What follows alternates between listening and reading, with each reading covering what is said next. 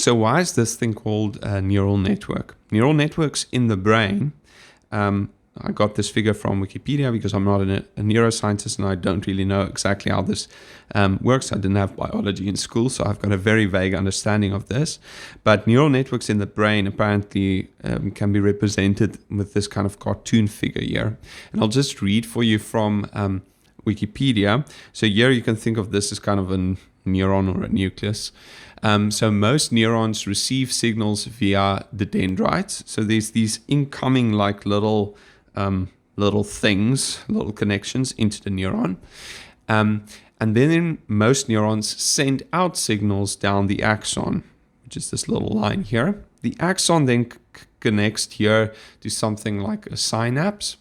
And what they say here on Wikipedia is that at the majority of synapses, signals cross from the axon of one neuron to a dendrite of another. So what apparently happens is then this thing is connected to dendrites that go out, and those dendrites then connect to other neurons. And you can kind of see how this connects to this picture here, where if you think of each one of these as a little neuron, and we've got these incoming things, which like very loosely can be seen as dendrites, and then these things go out. Maybe that's axons that then connects to other neurons, like maybe that's another neuron. So there's a little bit of a transition here from like axon land into dendrite land, and then that connects to this other neuron at the output side. And later on we'll see that we can have more and more layers as well. So maybe instead of just having one hidden layer, maybe you have two, and then so these neurons go in and serve as inputs to the next layer's neurons, and so on. And so you can see that this analogy from the brain kind of is represented here as well. But you could also hear from my slight confusion and maybe like rambling on a little bit, that it's not like a one-to-one mapping. And we know that the brain actually works quite differently. It almost certainly doesn't use gradient descent to learn. There are other learning mechanisms.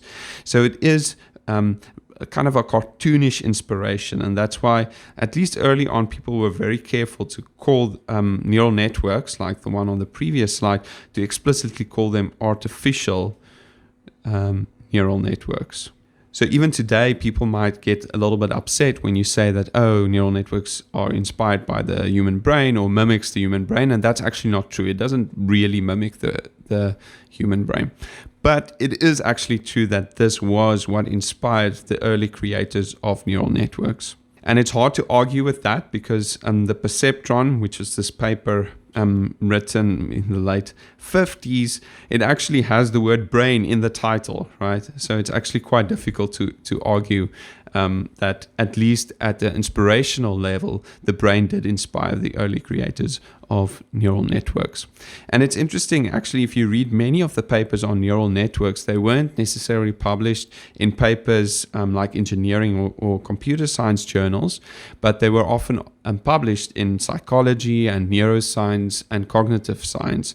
And I guess that's quite interesting and also a nice inspiration for taking inspiration from nature and then trying to implement it computationally.